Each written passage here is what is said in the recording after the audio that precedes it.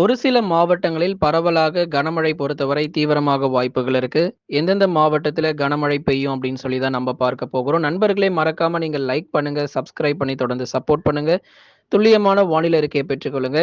அடுத்து வரக்கூடிய நாட்கள்ல சில இடங்கள்ல கனமழையினுடைய தீவிரம், அதாவது மிக கனமழைய தான் நம்ம பார்த்துட்டு இருக்கோம். ஏன்னா ஒவ்வொரு நாளும் பாருங்க 9 சென்டிமீட்டர், 8 சென்டிமீட்டர், 12 சென்டிமீட்டர்ன்னு சொல்லி மேற்கு தொடர்ச்சி மலையொட்டிய மாவட்டங்கள்ல கனமழை வந்துகிட்டே தான் இருக்கு. மழை நிக்கவே இல்லங்க. நீலகிரி, கோவை மாவட்டத்தில.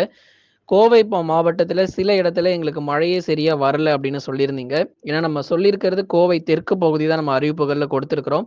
ஆனா கோவை நகர பகுதிகளுக்கும் மழை வரும். அதனால கவலைப்படாதீங்க.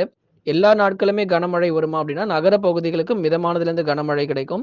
கோவையினுடைய தெற்கு பகுதி வால்பாறை, சோலையாறு, சின்னக்கல்லாறுல மிக கனமழை 10 சென்டிமீட்டருக்கு மேலாகவே இந்த மழையினுடைய தீவிரம் எதிர்பார்க்கலாம்.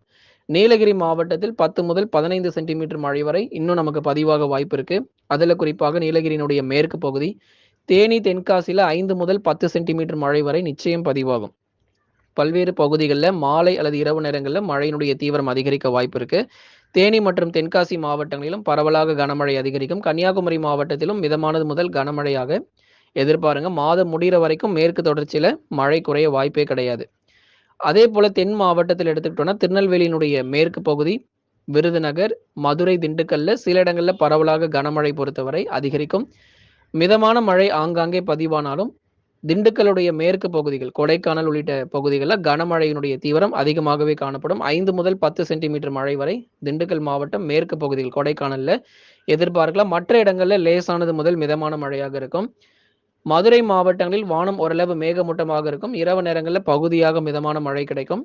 ஆகவே தென் மாவட்டத்தில மழை பகுதியாக சில இடங்களில் மட்டுமே பரவலாக எதிர்பார்க்கப்படுது. அதுக்கப்புறமா வட தமிழக கடலோர மாவட்டங்கள் சென்னை, திருவள்ளூர், காஞ்சிபுரம், செங்கல்பட்டு, விழுப்புரம், கடலூர், புதுச்சேரி மற்றும் காரைக்கால், கள்ளக்குறிச்சி உள்ளிட்ட பகுதிகளிலும் அநேக இடங்கள்ல வானம் ஓரளவு மேகமூட்டமாக இருக்கும். சென்னையிலிருந்து புதுக்கோட்டை வரை இருக்கக்கூடிய கடலோர பகுதிகளுக்கு கனமழை விவரம் பத்தி கேட்டிருந்தீங்க.